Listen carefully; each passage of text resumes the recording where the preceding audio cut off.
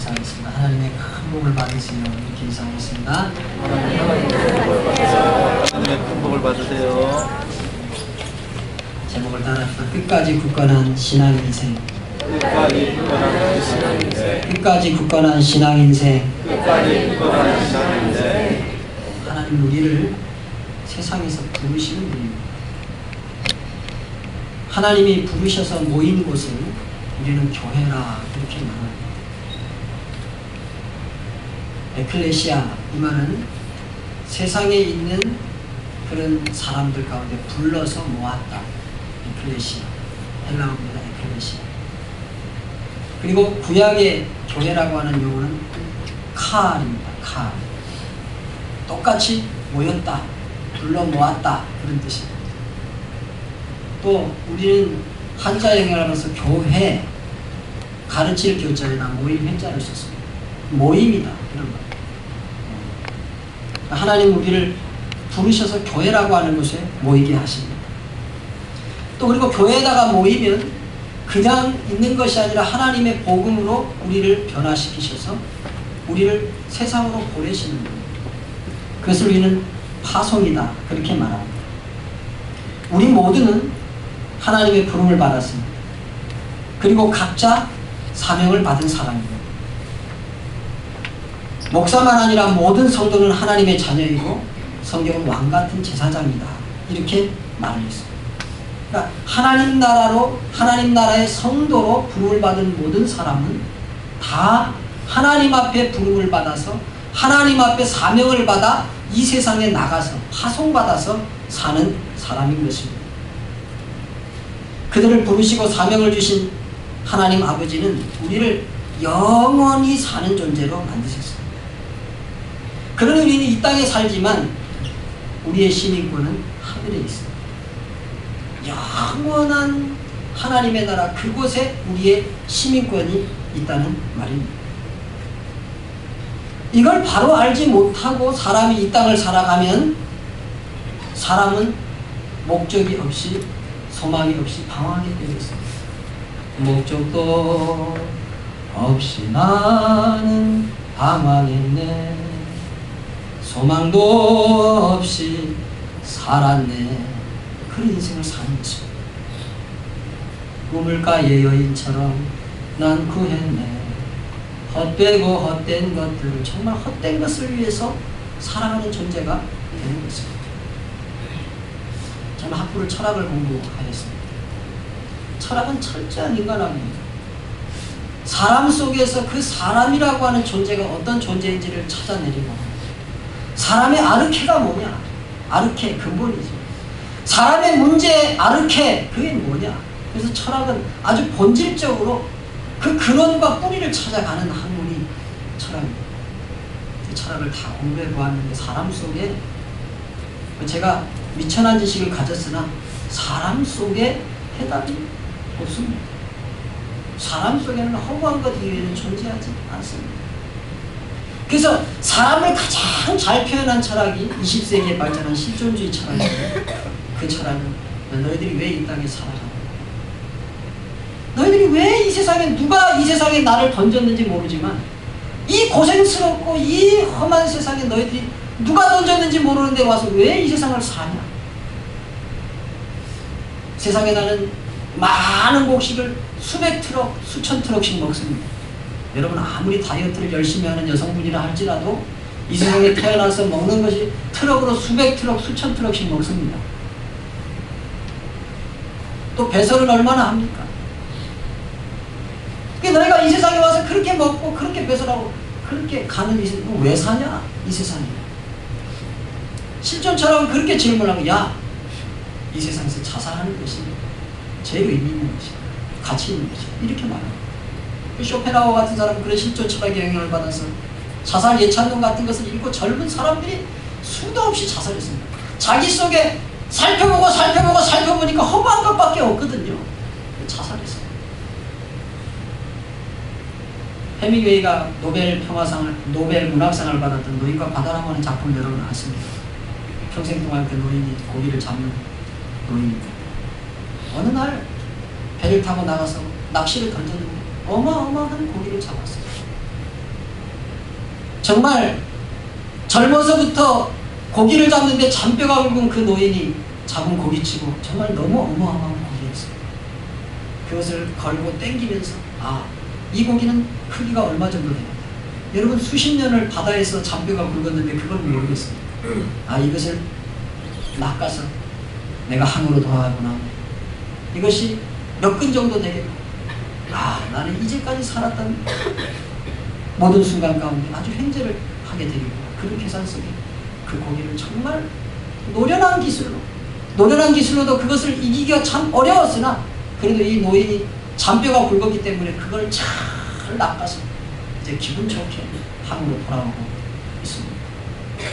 그런데 어디서 나타나는지 모르는 상어떼가 와서 막 고기를 떼가기 시작합니다. 몽둥이를 들고 때리고 노수로 치고 막아보려고 하였습니다. 한번 고기가 피를 흘리기 시작하니까 사방에서 상어떼가 와서 그 고기를 다 먹어버립니다. 이 노인이 그렇게 고생해서 그렇게 횡재를 했다고 생각하고 잡았던 그 고기가 항에 돌아왔을 때는 아무것도 남지 않고 앙상한 뼈만 남고 그 노인에게는 그래서 너무너무 피곤해. 그 물고기와 싸우면서 굶고 지치고 힘들었던 그 피곤만 남고 그 노인은 그 오두막으로 다시 돌아가 그 피곤한 몸을 쉬는 것으로 노인과 바다는 끝을 맺습니다. 그리고 헤밍웨이는 자기의 권총으로 자기 머리를 쏴서 자살했어요. 그게 왜 노벨 문학상을 받았겠습니까? 사람의 가장 근본 속으로 들어가보면 그런 것밖에 아무것도 남는 게 없다는 것이죠. 목사님이 무슨 소리를 하려고 저런 얘기를 하나 잘 들어보십시오. 끝까지 굳건한 신앙이 있어요. 여러분 우리가 영원하신 하나님, 영원한 하나님 나라, 그리고 그 하나님이 주시는 영원한 상급과 시민권, 우리는 이 땅에 살지만 하늘의 시민권이 있다. 영원한 하늘나라의 시민권이 있다. 이것을 발견하지 못하는 인생이라면 그 인생은 허무한 것입니다. 사람이라는 우리의 본질을 알지 못하면 우리는 허무의 수렁에 빠질 수밖에 없는 것입니다. 여러분 이 마이크를 막 분해해가지고 이 마이크 속에 어떤 목적이 있고 의미가 있는가?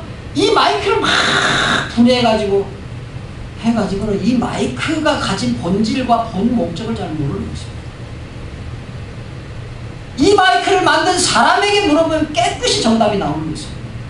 그것처럼 우리 인생의 창조자이신 영원한 하나님 앞에 우리가 내 인생에 대하여 물어볼 때 그 정확한 해답이 나오는 것입니다. 만약 하나님을 모른다면 인생 무상이라는 동영적인 사고방식은 정말로 진리입니다. 인생에는 평범하게 있어야 할 것조차도 없다. 이 인생 무상입니다. 이 상자라고 하는 상자는 평범할 상자입니다. 이 평범할 상자는요 그냥 자연스럽게 있는 걸 말합니다. 그냥 그게 있어야 자연스러운 것입니다. 그런데 우리 인생에는 인생무상, 인생이라고 하는 것은 그냥 있는 게 자연스러운 그것도 없는 게 인생이다. 그게 인생무상입니다. 그러니까 인생은 그 자체가 자연스러운 것조차도 없는 것이다. 돈을 아무리 많이 벌고 높은 관직에 올라 더 이상 바랄 것이 없어도 그런 부귀영화나 인생에서 느끼는 기쁨이나 즐거움, 고통과 슬픔 등 인생의 모든 것은 일시적인 것뿐이다. 이러한 생각은 근본적으로 사람이 언젠가는 죽을 수밖에 없다. 이런 유한한 존재라고 하는 인식 속에 뿌리를 두고 있습니다. 독약에서는 인생무상의 정신이 불교와 도교에 아주 잘 나타나 있습니다. 꼭 종교적인 맥락이 아니더라도 동양의 여러 사상과 작품에서는 그런 인식을 찾아볼 수 있습니다. 여러분 서양화와 동양화와 차이를 아십니까? 서양화는 인물이 크게 그려집니다. 보통 인물화를 보면 인물이 크게 그려집니다. 인물을 그린 것이 상당히 많습니다. 만물의 영장이라는 이 기독교 영향을 받은 것입니다. 사람과 온 세계는 비교할 수조차 없는 존재가 사람이다. 이게 하나님이 사람을 지으신 사람이라고 하는 존재의 가치입니다. 동양화를 보십시오. 자연이 산이 빽빽하게 나무가 빽빽하게 지고 사람은 좀 있습니다. 사람은 자연 속에 일부라는 것입니다. 이게 인생 무상이라고 하는, 인생은 아무것도 아니고 그저 자연이 있는 것처럼 사계절처럼 바뀌고 사계절이 바뀌고 사계절이 바뀌고 사계절이 몇 번 바뀌는 동안에 사람은 자연스럽게 쓰러지고 아무것도 없는 것이다. 그런 사고가 작품에도 배어있는 것이고 그림에도 배어있는 것이고 그런 사상에도 배어있는 것입니다. 인생 무상은 허무주의와 동일시하는 경향도 존재하지만 이 인생 무상과 허무주의는 조금 다릅니다. 허무주의는 삶의 의미 자체를 부정하기 때문에, 그 삶의 의미 자체를 부정하기 때문에 이건 아주 상당히 우울증적이고 자살할 가능성이 큽니다. 허무주의는. 근데 인생 무상이라고 하는 것은 자연적인 그러함, 또 그대로 진행되어 나가는 인간의 도, 이런 것에 초점을 맞춰 있습니다. 그렇기 때문에 이런 세상에 살면서 물욕이라든지 명예욕이라든지 이기심이라든지 이런 인위적인 마음가짐과 그것이 표출하는 싸움, 갈등, 또 전쟁, 이런 것을 비판하는 입장에 서 있는 것이 인생 무상이라고 하는 철학적인 입장입니다. 이 때문에 인생 무상의 정신은 물질적이고 세속적인 것에 집착하고 연연하는 것을 경계하고, 더 나아가서는 보다 높은 가치로 어떻게 돌아갈 것인가 하는 것을 주고, 또 자신의 삶을 돌아보게 하는데 그 철학의 중심적인 자신의 삶을 돌아보고, 그것으로 끝입니다. 자기 자신을 돌아보게 하고 어떻게 하면 더 높은 가치로 귀의할 수 있을까, 돌아갈 수 있을까, 그것이 인생 무상이라고 하는 동양 사상의 근본 뿌리에 있는 그 철학의 종점입니다. 더 이상 아무것도 없습니다. 그렇기 때문에 세상의 사상은 차원이 아무리 높아도 여기서 끝나는 것입니다. 인생 무상에 대한 유명한 작품 중에 구운몽이라고 하는 고백이 있는데, 이 양소유라고 하는 인간이 이 세상에서 8살 아주 너무너무 선녀 같은 여인 8명을 아내로 삼고 8선녀를 아내로 맞이하고 속세의 모든 부귀와 영화를 누리지만 결국은 부귀 영화의 덧없음을 깨닫고 불교에 귀의하고자 하는 그런 생각을 쓴 작품이 구운몽입니다.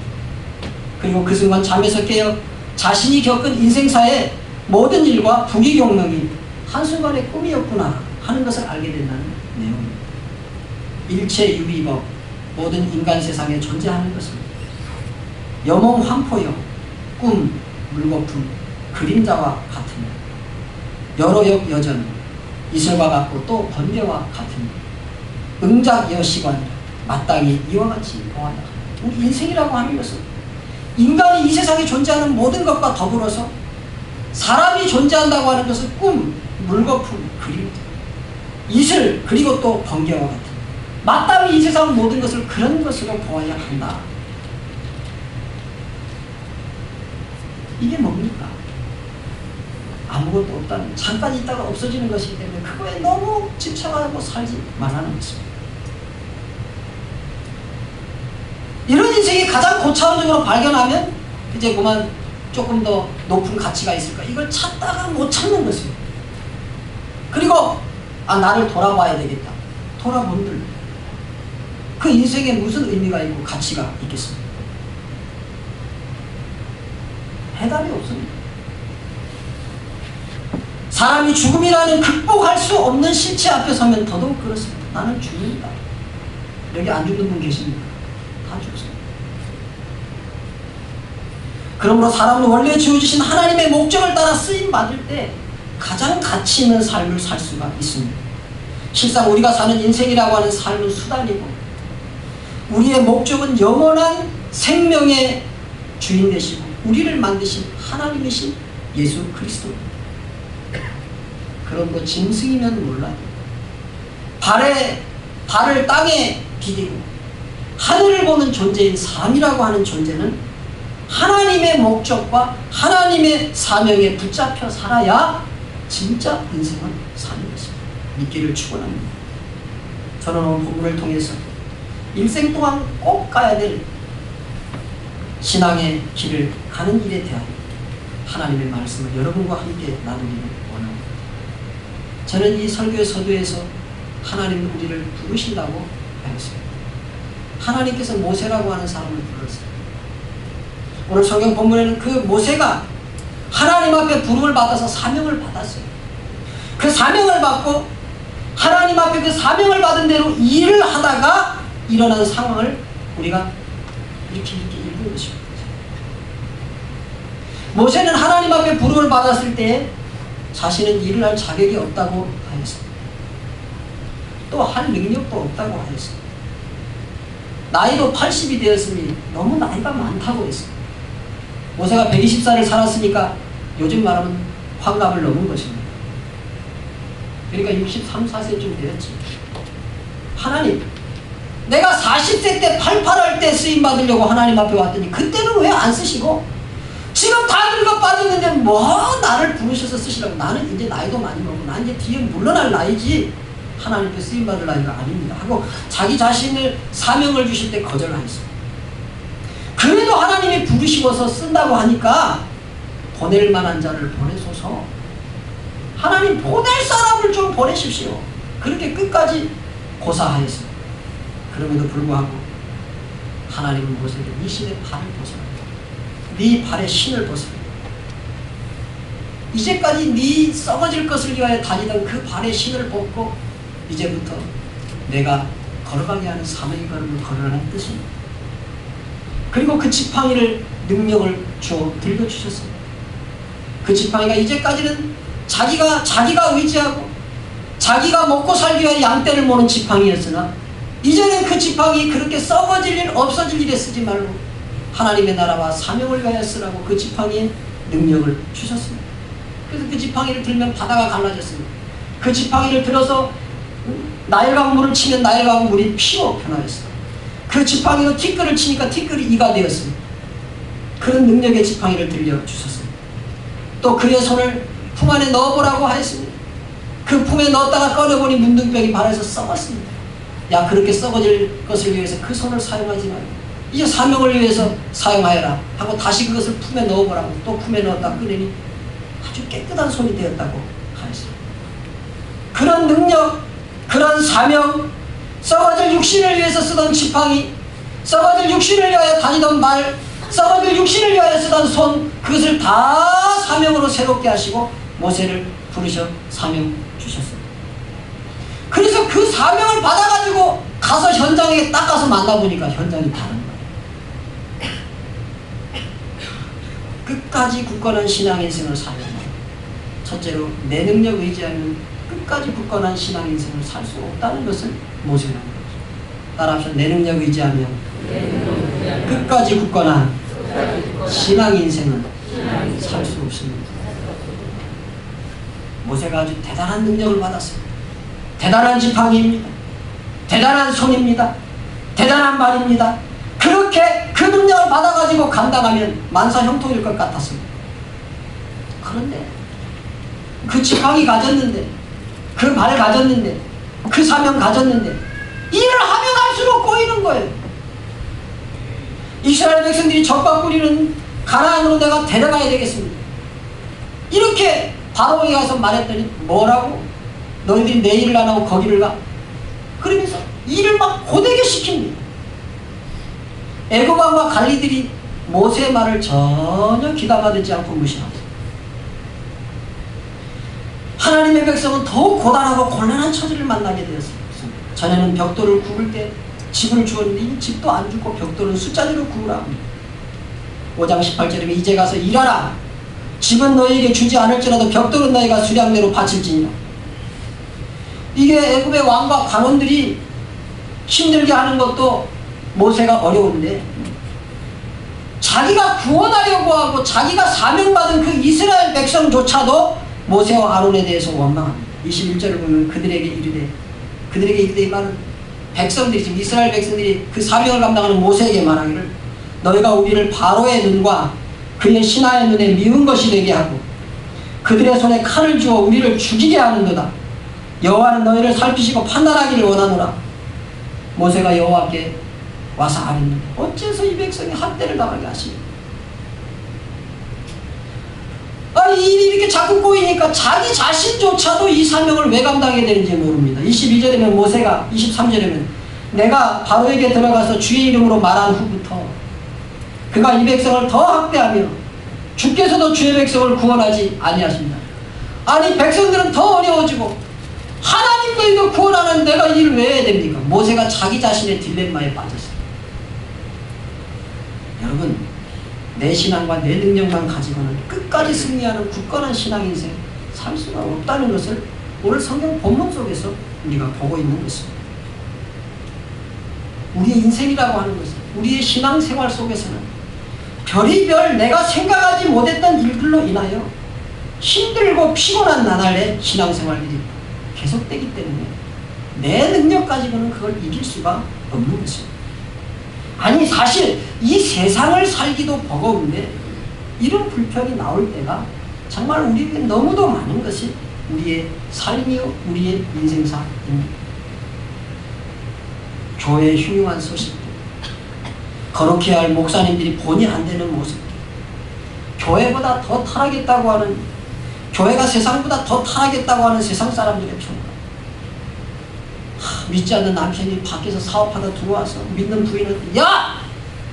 교인들이 교인 아닌 사람보다 더 못쓰겠더라, 더 인정머리가 없더라, 막 믿는 부인을 막 네가 집사 맞냐? 막 이러면서 핍박을 합니다. 교회 내부에서도 서로 성격이 맞지 않아서 성도들과 마찰이 빚어지고 신경 쓸 일들이 한둘이 아닙니다. 그러므로 끝까지 굳건한 신앙생활을 하려면 세상을 만만히 보면 안 됩니다. 이 말은 내 신앙, 내 지혜, 내 능력만 믿고 세상 앞에서 교만하면 안 된다는 말입니다. 사단은 항상 우리의 약점을 물고 늘어집니다.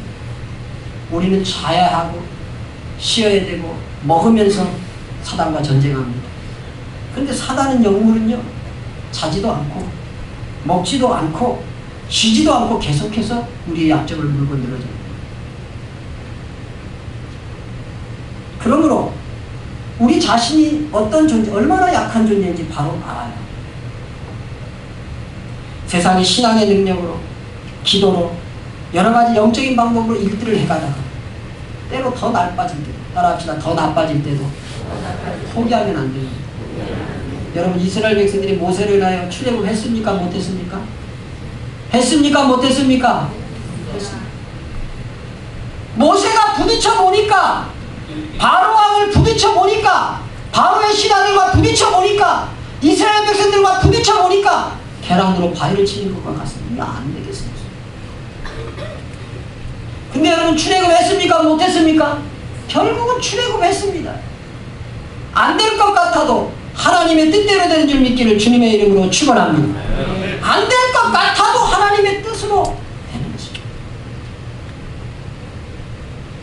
그러므로 우리가 영적인 방법을 동원해서 하나님 앞에 사명을 감당하다가 더 나빠지고 더 안 될 때 낙심하고 포기하지 말아요. 그래도 하나님의 뜻은 이루어진다는 것을 믿기를 주님의 이름으로 축원합니다. 모세가 위하는 백성을 관리를 통해서 건드립니다. 모세가 위하는 백성이 오히려 모세를 원망합니다. 모세 자신으로 낙심케 해서 아, 하나님이 정말 도와주시는 거 맞습니까? 이렇게 자기 자신도 불평하게 합니다. 그럼에도 불구하고 세상은 결국 끝까지 믿음으로 나가는 신앙 인생 앞에 무릎을 꿇고 마는 것이 이 세상의 정체입니다. 세상은 이미 그리스도 앞에 패배했습니다. 사단의 머리는 이미 상하였고 사단은 겨우 한다는 것이 발뒤꿈치를 물 뿐입니다. 십자가의 승리가 우리에게 있다는 사실을 조금 더 의심하지 말고 믿기를 주님의 이름으로 축원합니다. 그러므로 성도는 하나님만 믿고 하나님만 듣고 가야 합니다. 하나님은 모든 상황을 아십니다. 모르는 게 아닙니다. 아시면서 보냈습니다. 아시면서 모세에게 하나님만 믿으라고 합니다. 아니, 상황을 보면은 이거 아닌데 계란으로 바위 치는 것 같아요. 우리가 끝까지 굳건한 신앙 인생을 걸어가려면 세상의 소리 듣지 말고 하나님의 소리, 하나님의 말씀, 그거 붙잡고 굳건히 붙잡고 그렇게 가야 됩니다. 우리가 설교 듣는 시간은 30분입니다. 세상에 가는 시간 막 20몇 시간씩 됩니다. 그 30분 설교 들을 때는 맞아, 그런 거. 그리고 나가보면 이게 계란으로 바위 치는 거. 자꾸 막 이게 능력 받아서 막 기도 막 응답 받고 가서 해보니까 막 이게 안 되네. 기도하는 거죠. 그런 세상을 만나. 모세가 딱 그런 세상을 만나. 그 능력의 지팡이 갖고 가면 무슨 일이든지 할 것 같았어요. 이제 옛날과 다른 발을 가지고 사명의 걸음을 가면 무슨 일이든지 할 것 같았어요. 그런데 현실이 그렇지 않았단 말이에요. 그런데 하나님이 6장에 가면 아주 전혀 딴 말씀을 하십니다. 야, 내가 강한 손으로 모세를, 바로를 칠 것이다. 그러면 그들은 너희를 안 보내주니까 너희를 쫓아낼 거다. 쫓아낼 거다. 아니, 모세가 보니까 상황이 그렇지가 않아요. 절대 안 보내질 것 같아. 그런데 그렇다는 거예요. 그분은 능력의 하나님입니다. 6장 1절에 보면 여호와께서 모세에게 이르시되 이제 내가 바로에게 하는 일을 네가 보리라. 강한 손으로 말미암아 바로가 그들을 보내리라.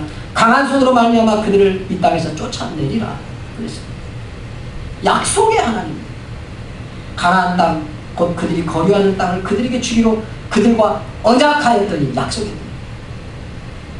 제가 어떤 집사님하고 집사님 화요일날 오후 3시에 교육관에서 저하고 만납시다. 집에 돌아가 보니까 뭐 증거 있어? 만나려고 하는 증거 있어? 그래도 화요일날 3시에 오면 저를 만날 줄 믿습니다. 약속은 그래. 아무 증거가 없는 것 같아. 하나님은 약속의 하나님입니다. 야, 내가 그들을 가나안 땅, 곧 그들이 거류하는 땅을 그들에게 주기로 내가 약속했다. 그 약속의 하나님의 약속을 믿습니다. 왜 우리는 신약과 구약을 믿습니다. 또 그 하나님 기도를 들으시는 하나님입니다. 5절에 보니까 이제 애굽 사람이 종으로 삼은 이스라엘 자손의 신음소리를 내가 듣고 나의 언약을 기억하노라. 할렐루야. 기도하는 그 기도 소리를 들으시는 분이 하나님이십니다.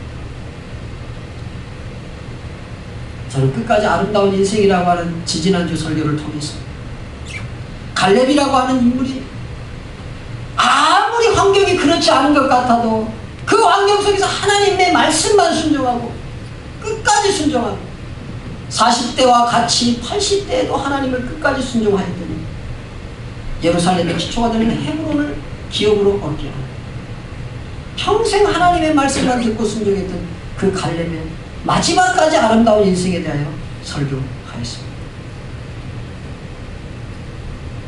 김 집사님이 있었는데 이분은 31살 때 남편을 영위했습니다. 남편은 딸 셋을 남기고 천국으로 가버렸어요. 31살에 청상이 되었는데 어떻게든 이 세 딸과 살아야겠다는 믿음과 의지로 농사일, 갯벌일, 노점 탁 치는 대로 일했어요. 큰딸은 음악을 전공해서 음악학원을 경영하고 둘째 딸은 초등학교 교사에 임용돼서 아들을 가르치고 막내 또한 음악을 전공해서 교회 반주자로 봉사를 합니다. 김 집사는 이제 권사가 돼서 교회 어머니가 되고 딸 셋 모두가 고향교회를 돕는 그런 자녀들을 키웠습니다. 이렇게 되기까지는 하나님의 축복이 있었지만 그 집에 있던 진돗개 충성이 있었다. 진돗개가 한 마리 있었는데 여러분 진돗개 아십니까? 여러분이 우리 교회 이 예배당 바로 건축하고 있을 때 저 뒤에 있는 하얀 게 그 보셨을까요? 그 진돗개. 진돗개 종류지. 일본 진돗개 아키다라고 하는 종류. 기가 바짝 서고 굉장히 크고 이 동네에서 어떤 사람이 살다가 이사를 가면서 버리고 가요. 얼마나 늠름하게 컸는지 모르겠어요. 소방서에서 3번을 출동했는데 못 잡았어요. 소방관만 딱 보면 마치 총을 쏠라 그러기만 하면 저 큰 길로 딱 나가서 딱 차들을 따라다니기 때문에 어디 갔어요? 그래 저도 소방관 하나 부르지. 왜냐면 그 개 잘못하다가 물리면 큰일 나니까. 근데 그거 위험해서 안 되겠어요. 오면은 우리 마당을 돌아다녀요. 그래서 제가 한 달을 먹이를 주고 사귀고 가까이 제가 개를 워낙 좋아하니까 이놈이 저희 집 문 앞에 와서 잠을 자요. 아침에 문 쓰는 데는 다 일어나고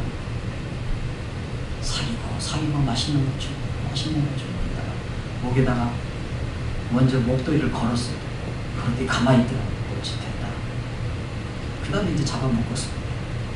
그놈을 데리고 운동을 가면 사람들이 설설설 피합니다. 얼마나 개가 막 크고 막 발도 많이 있고 그 그런 교회가 참 넉넉하고 믿음직하고.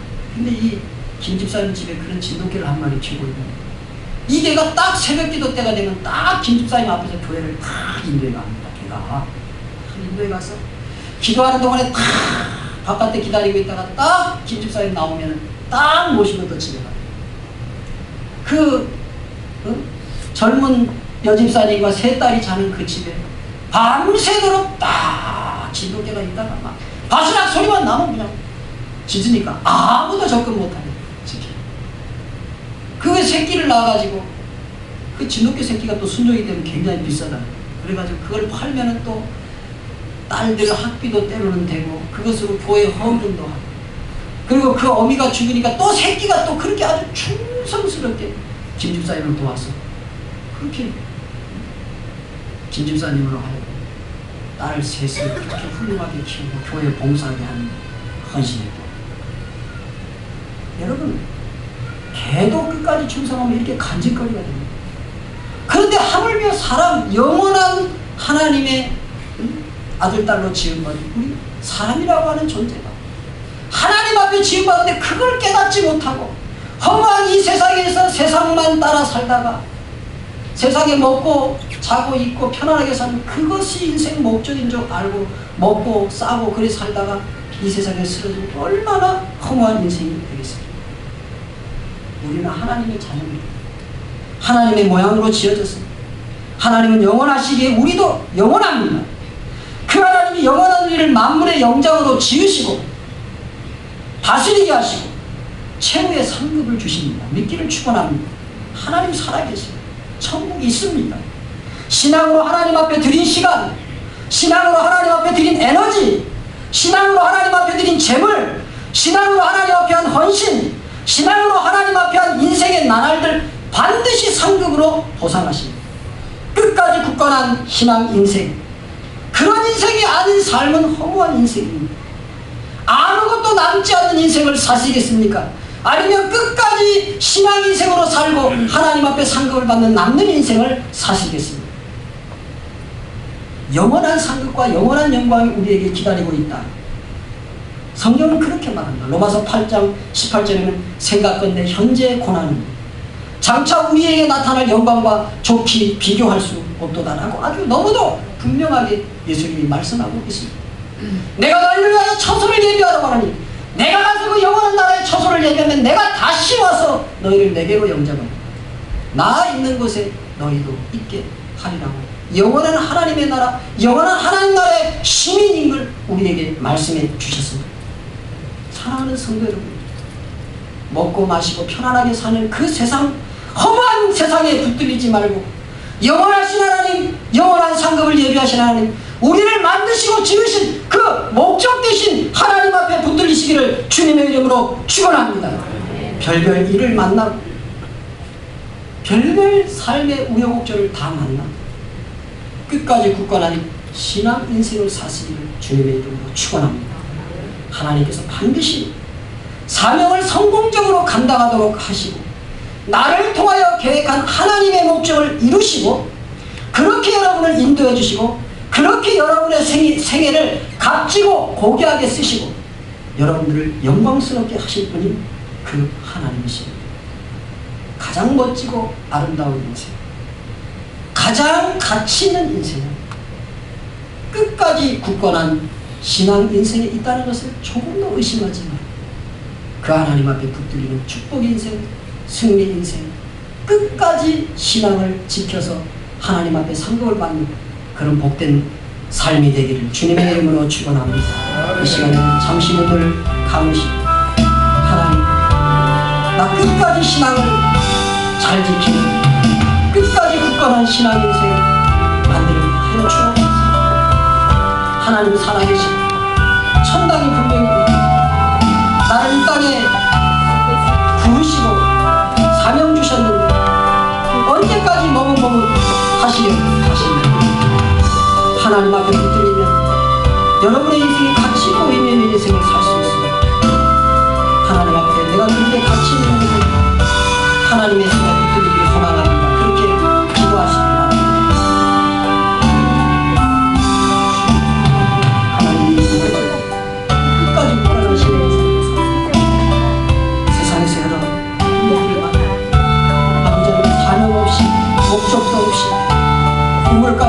허무한 거 구하고 그런 거 구하다가 세월이 가고 또 가서 아버지 하나님 드릴 힘도 드릴 아무것도 없는 그날 인생 우상을 노래하지 말게 하시고